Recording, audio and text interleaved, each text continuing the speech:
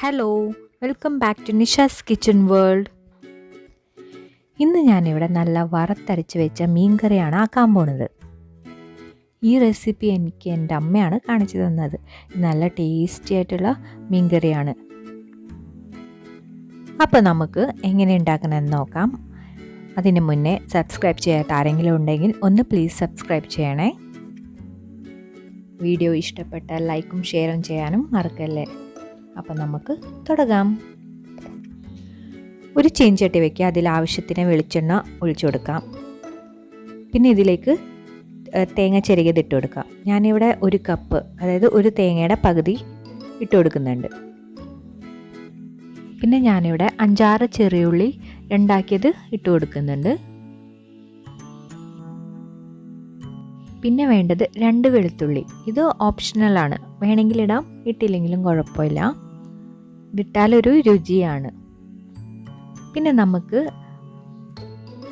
1 teaspoon കുരുമുളക് ഇട്ട് കൊടുക്കാം. പിന്നെ 1/4 ടീസ്പൂൺ ഉലുവ. ഇതെല്ലാം ഇട്ട് നന്നായി ഇളക്കി നല്ലോണം വറുത്തെടുക്കണം. നമ്മുടെ തേങ്ങയൊക്കെ നല്ലോണം വറുത്ത് വരണം. വറുത്ത ശേഷം നമുക്ക് പൊടികൾ ഇട്ട് കൊടുക്കാം.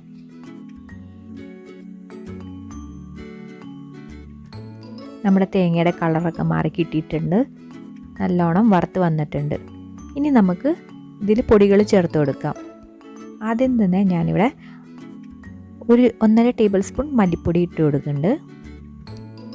പിന്നെ വേണ്ടത് 1 ടേബിൾ സ്പൂൺ മുളക് പൊടി. നല്ല എരിവുള്ള മുളക് പൊടിയാണ്. എരിവ് നിങ്ങളുടെ അനുസരിച്ചിട്ട് കൂട്ടോ കുറയ്ക്കുകയോ ചെയ്യാം.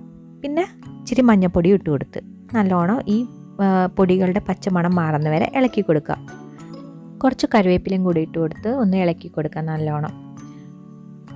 ഇനി ഇത് നമുക്ക് സ്റ്റൗ ഓഫ് ചെയ്യാം.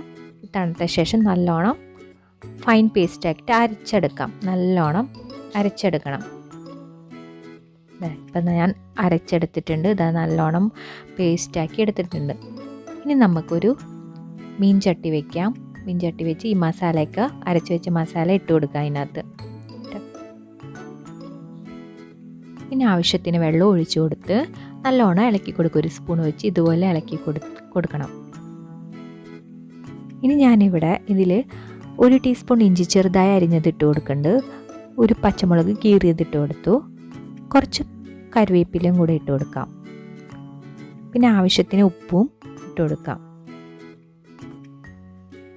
പിന്നെ 1 കഷ്ണം കുടംപുളി ഇട്ട് കൊടുക്കുന്നുണ്ട്. ഞാനിവിടെ 1 കഷ്ണം എടുത്ത് രണ്ടാക്കി കീറിയത് ഇട്ട് കൊടുക്കണം. നന്നായി ഇളക്കി കൊടുക്കാം നമുക്ക്. ഇനി ഞാനിവിടെ കഴുകി വൃത്തിയാക്കി വെച്ച മീൻ ഇട്ട് കൊടുക്കുന്നുണ്ട്.